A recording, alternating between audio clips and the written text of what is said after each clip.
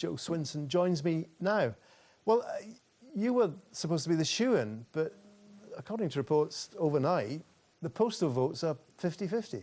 Well, no votes have been counted, so I think the reports you're referring to can only be based on pure speculation. So I'm not giving them much credibility, and you know we don't have to wait very long to find out the answer. Right, but you still think you're going to win?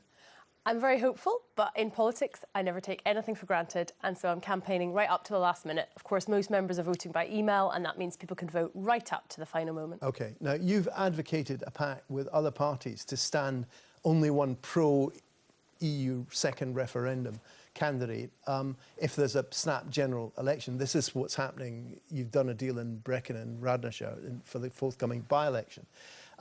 Have you approached the SNP about your own seat? Well, clearly, Eastern Berkshire is a close contest between myself and the SNP, and it was at the last election, it was at the election before that. Clearly, we need to be maximising the number of MPs in Parliament who will back people's vote in order to stop Brexit if we face a general election in the next few months. But you'd be prepared to make sacrifices. I mean, the reason I mentioned your own seat is it would clearly be in your interest personally if the SNP didn't challenge you in the interest of another referendum. I'm not anticipating that, and clearly, you know, in a place like... But you would be prepared to, as Liberal Democrats, I mean, for example, in North East Fife, Stephen Gethins of the SNP is a tiny majority over the Liberal Democrats, but you would be prepared in situations like that to at least discuss not standing a candidate? No, we've got a fantastic candidate, Wendy Chamberlain, in North East Fife, and obviously it's a majority of two. It's a top target for the Liberal Democrats, and so the Liberal Democrats in that case, have what been... do you mean when you say having a pact so that you'll only have one candidate? I don't actually say having a pact, that's words that you're using. What I have said is that we will work with other parties. And in Brecon, for example, Plaid and the Greens have taken the decision that they will not stand a candidate in that by-election because the Liberal Democrats have the clearest chance of winning and electing an MP in Jane Dodds who will be in favour of a people's vote and stopping Brexit, other than... If not, it would be the Conservatives who currently hold the seat. And I think that when it comes to the next election, I imagine that there will be some reciprocal arrangements, because if we're going to make this work... But you don't have any agreement with any other parties about this, if there should be a snap election? Well, we do have discussions with other parties. I think I would also point to the Peterborough by-election, where we did reach agreement between the Greens and Change UK that we would field a joint People's Vote candidate. It fell through at the last minute, but those discussions got to that advanced stage and it fell through on a practicality when the candidate withdrew. So I think that there is goodwill. I think this can work and it can be part of what we do. But clearly, across across Great Britain, you know, the Liberal Democrats are the strongest, most consistent party of Remain, and that's why at the European elections, you know, we've got 16 MEPs elected, our strongest ever European election result. If there is a snap election and Jeremy Corbyn has a chance to form a government, perhaps with your support and perhaps with the support of the SNP in some form, whether it be a coalition or whether it be confidence and supply, are you ruling that out? Yeah, look, Jeremy Corbyn is not fit to be Prime Minister. He cannot be trusted on Brexit because time and time again he has shown that he is a Brexiteer, that he wants Brexit to happen, and he has talked about delivering a Labour Brexit. My party is in favour of staying in the European Union. Are you ruling out a coalition with Labour? I am ruling out a coalition with Jeremy Corbyn's Labour Party, absolutely. Or even a confidence and supply? Yeah, that is a man who is not fit to govern, and partly on the issue of Brexit. But, you know, it's only a few days since we saw that harrowing documentary where principled young people in Labour spoke out about the level of anti-Semitism. And instead of saying he would deal with that, he went to war with the BBC and to impugn the reputation of those young people. No coalition with Jeremy Corbyn. You've made your views on that pretty clear.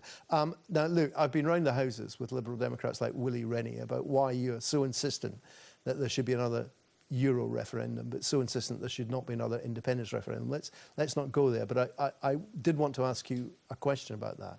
Would you accept that if the pro-independence parties win a majority in the Scottish Parliament in 2021 on manifestos which clearly say if you vote for us, you're voting for another referendum, that would give democratic legitimacy and that the Liberal Democrats would then support having a second independence referendum?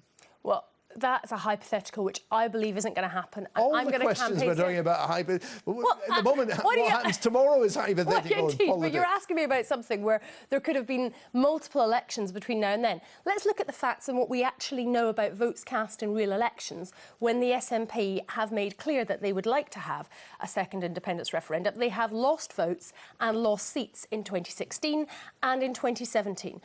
What most people in Scotland want is to have Scotland in the UK and the UK in the European Union. That is what the Liberal Democrats are fighting for. And do you know what? We are the only party that is standing up for that position, which is what the majority of Scottish people want. Right. I find it surprising that a leader of the Liberal Democrats of all parties can't say if parties win an election on a manifesto promising X, then they should have the right to carry out that manifesto. Well, I mean, you might find that strange. I'm going to continue arguing for what I believe in, and I believe Scotland's best future is within the United Kingdom and with the UK in the EU, and there is a lot of evidence that's what people in Scotland want. Let's move on, because we're running out of time. And so we have to keep this brief, so I'll make this quite pointed. We're about to hear from Ian Blackford of the SNP, talking about how he would like, as I'm sure you would, measures to be put in place in Parliament to stop a no-deal Brexit. He's talking about an act of Parliament, of cooperation amongst the parties, and possibly what's called a money resolution being brought forward by MPs as well. Is this something you're involved in talks about, and is this what your plan is to do? Well, I'm involved in talks with people in other parties. That includes people from the SNP, people from the Conservatives.